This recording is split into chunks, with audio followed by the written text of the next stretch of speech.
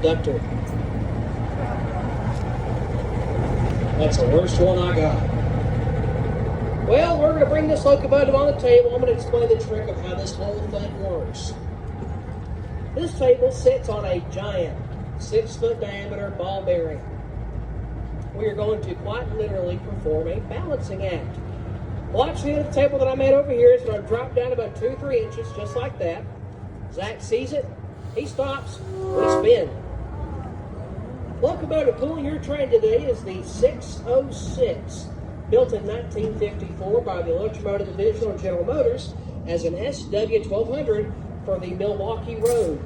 That was the nickname given to the railroad called the Chicago, Milwaukee, and St. Paul Railroad. Now, what is an SW1200? Well, there it is. What does it actually mean? SW stands for switcher. This is a switching locomotive. Right behind me is the cab. The big old windows allow the engineer to be able to see going in either direction. Would you see Zach? Give a big old wave up there for me, please. He better be waving back. Yes, he is.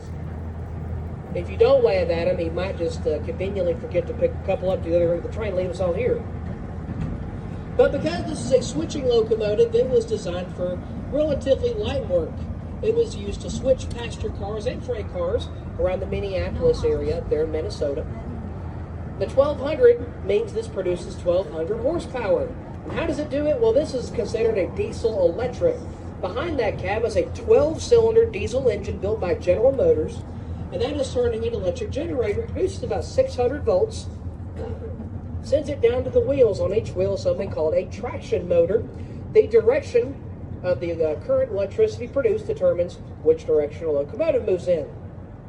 Now what we're going to do is line our locomotive down track number 2, take it down past our passenger cars.